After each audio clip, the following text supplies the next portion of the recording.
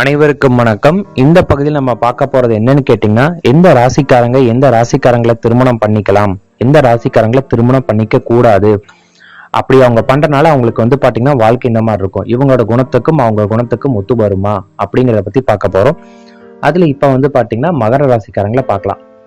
மகர ராசிக்காரங்க பாத்தீங்கன்னா எப்பேற்பட்ட தன்னோட லைஃப்ல பிரச்சனை வந்தாலும் அதை சரியா பிளான் பண்ணி அதுல வெளிவரக்கூடியவங்க தான் மகர ராசிக்காரங்க.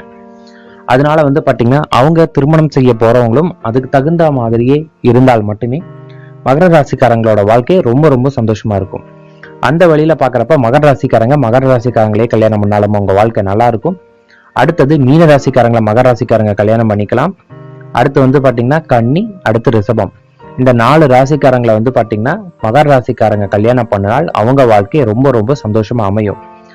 அவங்க யார கல்யாணம் பண்ணிக்க கூடாது அப்படின்னு பார்த்துட்டீங்கன்னா மகர ராசிக்காரங்க துலாம் ராசிக்காரங்களை கல்யாணம் பண்ணிக்க கூடாது. அடுத்தது பாத்தீங்கன்னா மேஷம், அடுத்தது பாத்தீங்கன்னா மிதுனம், அடுத்தது சிம்மம். இந்த ராசிக்காரங்களை கல்யாணம் பண்ணிக்கிட்டால் அவங்க வாழ்க்கை எப்பயுமே பாத்தீங்கன்னா சண்டை சச்சரவோடையே போயிட்டு இருக்கும். ஒரு நிம்மதி இல்லாத வாழ்க்கை, ஒரு சந்தேகப்படக்கூடிய ஒரு வாழ்க்கை, இந்த மாதிரி தான் மகர ராசிக்காரங்களோட வாழ்க்கை அமைகிற மாதிரி அவங்களுக்கு இருக்கும். அதனால பாத்தீங்கன்னா மகர ராசிக்காரங்க கொஞ்சம் பார்த்து பண்ணுங்க. சொல்லாத ராசி பாத்தீங்கன்னா மகர ராசிக்காரங்க கல்யாணம் பண்ணிக்கலாம். மற்ற பொருத்தங்கள் இருந்தால் அவங்க கல்யாணம் பண்ணிக்கலாம். இந்த கடைசியா சொன்ன 4 மட்டும் அவங்க கொஞ்சம் பார்த்து திருமணம் செஞ்சுக்கோங்க. மிக்க நன்றி.